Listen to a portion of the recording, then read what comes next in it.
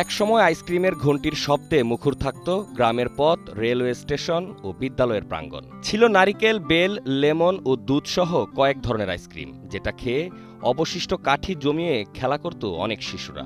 সেই কাঠি বানানো হতো বাঁশ দিয়ে। বাঁশের তৈরি সেই কাঠি এখন বিলুপ্ত প্রায়। ব্যবহার হচ্ছে কাঠ ও প্লাস্টিকের কাঠি। এতে করে হুমকিতে পড়েছে বাঁশের কাঠি তৈরির কারিগররা। অথচ একসময় গ্রামীণ অর্থনীতির গুরুত্বপূর্ণ একটি অংশ ছিল বাঁশ দিয়ে তৈরি আইসক্রিমের কাঠি।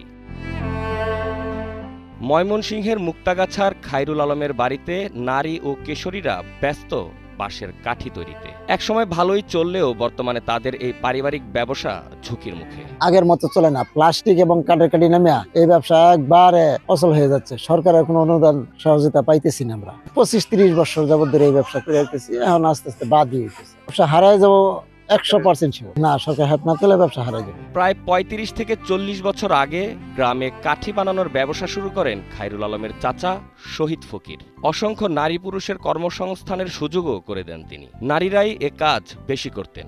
সকাল সন্ধ্যা কাঠি তৈরির নানান কাজে ব্যস্ত থাকতেন বলে জানান খায়রুল আলমের স্ত্রী। শহীদ ফকির আগে করতো, তারপরে হ্যাঁ মারা গেছে, তারপরে যে হ্যাঁ বাচ্চা লাগে, তারপরে ব্যবসাটা নিচ্ছে। অনেক আগের বলা মানে তার এই ব্যবসা করার হইতো না, এরকম খাটনি করার হইতো না। বাঁশ কাটা আনা, মানুষের বাড়ি হলা দেওয়া, যে পরিশ্রম, এই পরিশ্রম আনার বলা মানে করবারই হইতো না।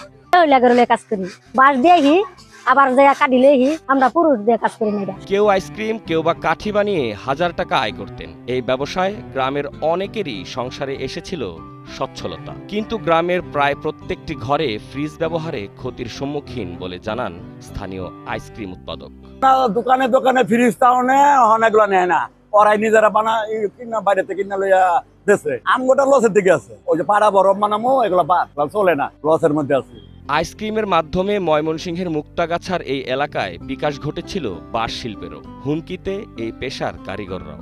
বিভিন্ন পণ্য উৎপাদনের বাঁশ পরিবেশ বান্ধব উপকরণ। কাঠ ও প্লাস্টিকের কাঠি প্রচলনের ফলে সংকটে পড়েছেন বাঁশের কাঠি তৈরির সাথে জড়িত বহু মানুষ। তাই মানুষের জীবিকার সুরক্ষা দিতে হবে, বাঁচিয়ে রাখতে হবে পরিবেশও।